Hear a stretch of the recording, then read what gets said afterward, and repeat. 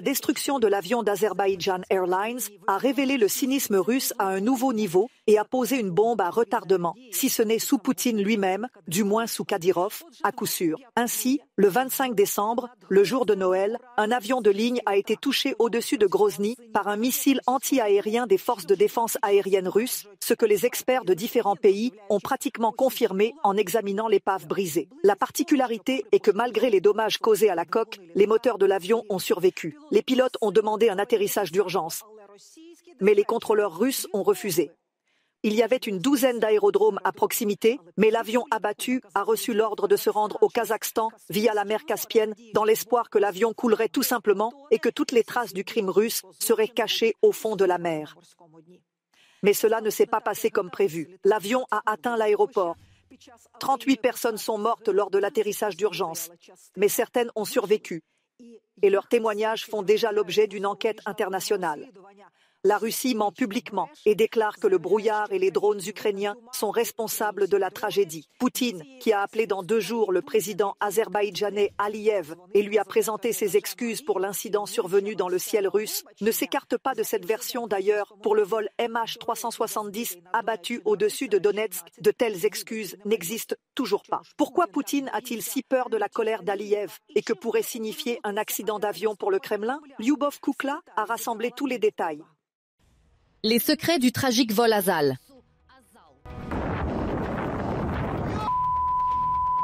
Pourquoi la Russie a-t-elle abattu un avion de ligne? En principe, il sera impossible de tout imputer aux oiseaux. Pourquoi la Russie a-t-elle refusé de faire atterrir d'urgence l'avion abattu sur son territoire? S'ils ont effectivement été redirigés, c'était intentionnel. Mais Poutine et Aliyev se disputeront-ils ensuite?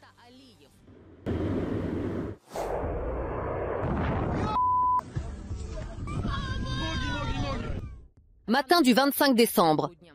Bakou, un Embraer 190 d'Azal Airlines prend son envol.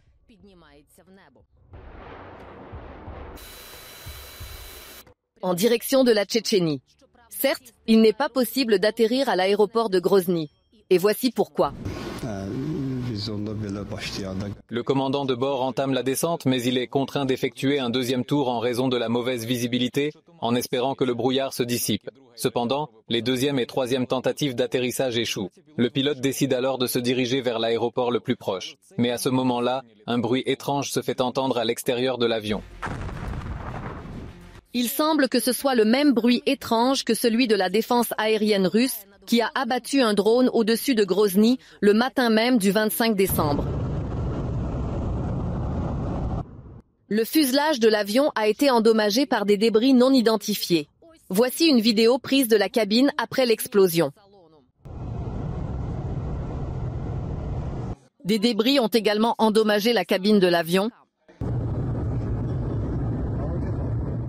Après une explosion inconnue, les pilotes demandent immédiatement un atterrissage d'urgence et l'avion n'est autorisé à atterrir sur aucun aéroport russe. Makachkala était à 160 km et Kislovodsk à 250 km. Sans jusqu'à Vladikavkaz, dans les cas extrêmes, vous pouvez être placé dans une base militaire. Habituellement, l'avion atterrit immédiatement quelque part. Ils ont eu de grandes chances. Mais les contrôleurs russes ordonnent de voler à travers la mer Caspienne jusqu'au Kazakhstan. Les détails sont examinés avec le pilote et l'enquêteur sur les accidents aériens. S'ils ont effectivement été redirigés, c'était dans le but délibéré de les faire couler. Un autre point noir. Pourquoi le système de navigation GPS de l'avion, ou simplement le GPS, a-t-il été complètement bloqué pendant tout le vol au-dessus de la mer? La portée du vol là-bas était de près de 400 km. On comprend donc avec quel sérieux il a fallu préparer et accompagner ce brouillage pour qu'en fait, jusqu'à la toute fin du vol, l'avion ne puisse pas trouver ses coordonnées. Finalement, les pilotes de l'avion abattu parviennent à parcourir près de 500 km au-dessus de la mer et à atteindre l'aéroport près d'Aktau, au Kazakhstan. Mais la catastrophe n'a pu être évitée. L'avion s'est écrasé au sol. Il s'est scindé en 2 parties et a explosé.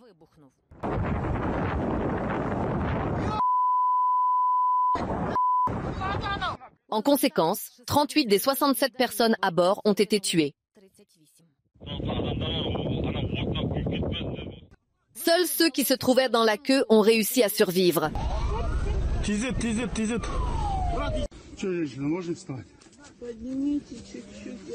Voici les premières minutes de l'opération de sauvetage après l'accident.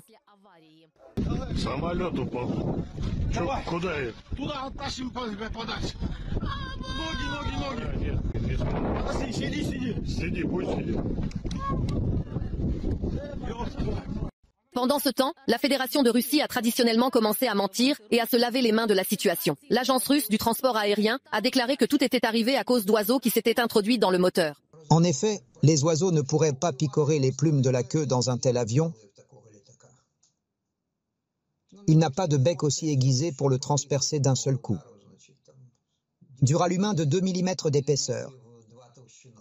Il y a des trous à l'intérieur et à l'extérieur, c'est-à-dire que l'aérodynamique de l'avion est endommagée, ce qui ne peut évidemment pas être attribué aux oiseaux. Après que cette version n'ait pas fonctionné, les Russes ont commencé à deviner un conte de fées sur une bouteille de gaz qui avait éclaté à l'intérieur de l'avion.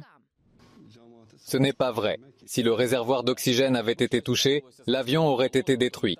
L'information selon laquelle une bouteille de gaz aurait été apportée à bord est également fausse. Lors de l'embarquement, tous les passagers sont contrôlés à la porte d'embarquement. Il est impossible d'apporter quoi que ce soit à bord. Cette situation tragique a été causée par une influence extérieure sur l'avion. En effet, la nature des dommages est évidente pour les professionnels. Les signes d'un tir de missile sont évidents, si évidents qu'il ne peut s'agir de rien d'autre. C'était un missile car, en principe, tous les missiles sont identiques. L'ogive explose près de l'avion et il y a beaucoup de petites pièces. À grande vitesse, il s'écrase sur la surface, détruisant tout sur son passage. Il s'agissait d'un missile à ogive. Le chef des services de renseignement de la défense ukrainienne, Kirill Boudanov, a également déclaré que l'avion avait été abattu par un missile du système de défense aérienne russe, Pantsir S-1. Mais la raison pour laquelle les Russes n'ont pas distingué un énorme avion civil d'un petit drone reste un mystère, même si le système de défense aérienne russe fonctionnait en mode dit automatique. Quel que soit le mode automatique de fonctionnement du système de défense aérienne, une autorisation est requise. Autorisation de l'opérateur pour le décollage des missiles, c'est-à-dire qu'aucun missile n'est lancé sans l'autorisation de l'opérateur.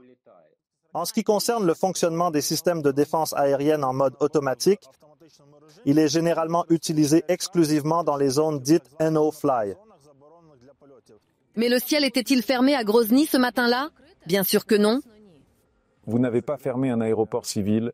Si des drones volent, par exemple, bloquez les aéroports et envoyez-les dans les aéroports voisins. Le président azerbaïdjanais Ilham Aliyev a immédiatement fait demi-tour, presque au-dessus de Moscou, alors qu'il se rendait à un sommet avec M. Poutine après l'annonce de la tragédie. M. Aliyev a agi en véritable président de son pays et ne s'est pas rendu à l'ennemi qui a abattu ses citoyens. Dimanche, il a fait une déclaration très dure. Les structures officielles russes ont avancé des théories sur l'explosion d'une sorte de bouteille de gaz. Cela montrait ouvertement qu'elles voulaient étouffer l'affaire. Elles auraient dû nous présenter des excuses à temps et le faire savoir au public. Malheureusement, pendant les 3 premiers jours, nous n'avons entendu que des absurdités de la part de la Russie. L'avion a été abattu depuis le sol, bien que ce ne soit pas intentionnel. L'Azerbaïdjan fera l'objet de tentatives de corruption. Poutine achètera les Kazakhs et les Kirghizes qui étaient à bord, mais avant tout, il imposera à l'Azerbaïdjan des contrats gaziers super favorables. Voici 10 milliards, voici 5 milliards, autant que vous voulez. La Russie et l'Azerbaïdjan entretiennent des liens économiques étroits. Aliyev se laissera-t-il tenter? À l'Est, il existe certaines notions d'honneur, alors que le président azerbaïdjanais a demandé à la Russie de reconnaître sa culpabilité dans l'accident de l'avion au-dessus de Grozny, de s'excuser officiellement et de punir les coupables, verser des compensations au pays et aux victimes. Lyubov Kukla, les faits de la semaine ICTV.